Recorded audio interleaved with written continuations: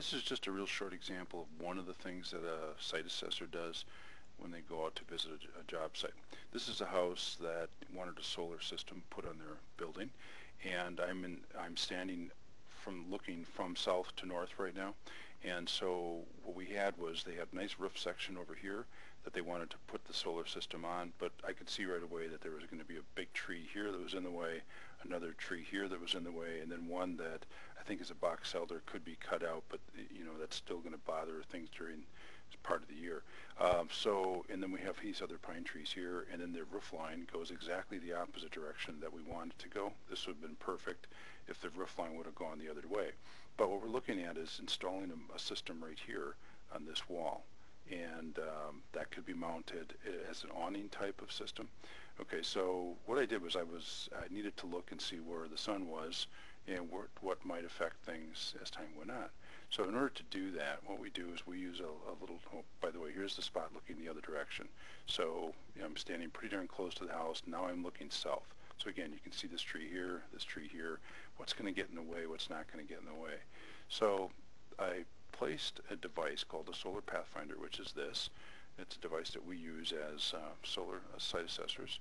I placed it in a particular spot, and there's a whole bunch of leveling stuff that goes on. I won't go into that right now. But here's a look at that Solar Pathfinder to determine if we put the solar system right there, what would happen. Now, from here, I'm not sure if this makes sense to you or not. You're seeing the whole Pathfinder. But what I'm going to do is I'm going to start zooming in. And when I do, what you're going to start seeing is a little more detail. I'm going to zoom in one more time. And when I do that, well, here's what you're starting to see. This is the 6 o'clock going up to 12 o'clock noon. And you can see 3, 4, 5, 6, 7, 8, and so on until 7 or 8 o'clock at night. Then if you look down the middle here, there's June, July, May, August. These are all the months of the year. So what this system, what this device tells us is what trees, what obstructions are going to block the sun during what months of the year and what time of the day. So here is a tree. This is one of those pine trees. And it is actually showing that from 6 o'clock until 8 o'clock, the sun during the months of June, July, May, and August, this will actually block the sun, okay, and almost entirely.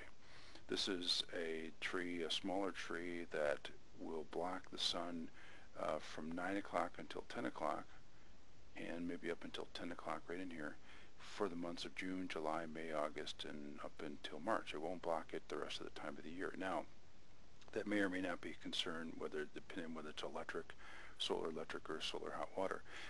This, don't worry about, that's me. That's me taking the photograph. And then this is actually a bird feeder, or a hanger for a bird feeder. And I'm going to zoom in on that just a little more so you can kind of even get a better look. Again, the nice thing about this is that you're seeing that in the month of February, November, January, December, this bird hook, this bird feeder, will actually block the sun from 10 o'clock, for maybe about 5 minutes or something like that. But anyhow, you can see how delicate this item is. You can see the trees here now. I'm going to zoom in even just a little bit more and just look at that detail here.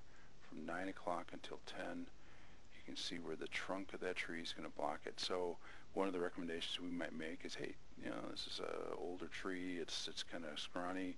You want to cut that out. This one here, probably not going to do anything about. But that's the kind of stuff that we would do with a Solar Pathfinder, and just a very brief video of that.